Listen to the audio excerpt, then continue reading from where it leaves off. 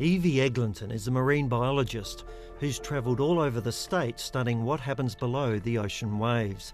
She was also a top triathlete who trained 3 hours a day and competed around the country.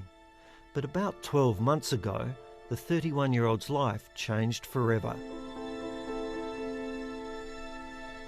I was just riding to work along Brighton Esplanade and happened to hit a pothole, and I flew over the handlebars and hit my head on the road, and that caused the impact to go down my spine, and I unfortunately broke my C1 and my T4 and T5 vertebrae, and at the T4-5 vertebrae that's where it impinged on the spinal cord and caused immediate paralysis. Gives the opportunity here for Neil Sachse. Someone who understands only too well what she's gone through is former footballer Neil Sachse. In 1975, he'd just left North Adelaide and was playing his second game for Footscray when he was paralysed in one of football's most infamous accidents. He too rebuilt his life. He brought up his kids and now has grandkids. And 15 years ago, he set up the Neil Sachse Foundation to help people who've suffered spinal injuries. The frustrating part is nobody seems to really care about this, and we, I suppose, decided to look here in Australia at a way of treating people with spinal cord injury, and that's why we started up the foundation. He says part of that frustration is because every year around 400 people in Australia suffer a spinal cord injury, a number that hasn't changed since records began, and it's thought to be much higher. And according to the foundation, that is a huge cost to everyone in the community. Whether it be quadriplegic or paraplegic, the care that they need and the assistance they need runs at the cost of $1 billion a year and increases every year by a further $70 million. This is a cost that doesn't go away, it doesn't shrink. Today they've launched an education pack for every primary school in the state. Moving someone with a damaged spine, that's your backbone, can sometimes snap their spinal cord. And that means they end up in a wheelchair. So if Victor did happen to land the wrong way and you just sat him up, it could make it even worse.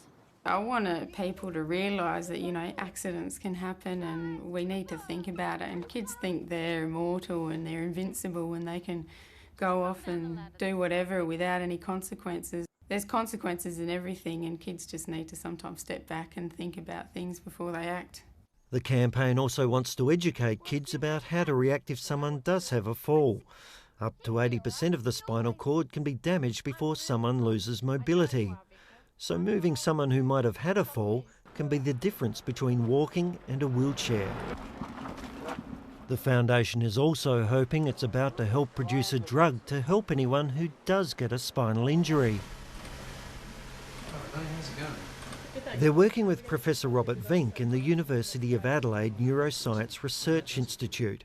He says when a spinal cord is injured, it's the swelling afterwards that causes a lot of the damage. You get a crush effect on that spinal cord, so you get some bleeding and tearing of tissue. So the tissue really swells up.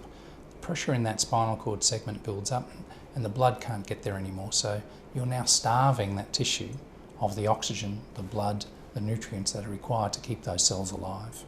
The centre has been working on a drug that reduces swelling in brain injuries, and they've started testing it for spinal injuries. They say Adelaide is the only place where the research is happening. It's hoped eventually it could be carried in ambulances and given to patients immediately after an accident to save them from any damage. We've developed a drug that can reduce that swelling. By reducing that swelling, we would restore the blood flow, which would give the chance for those cells to survive the injury and recover.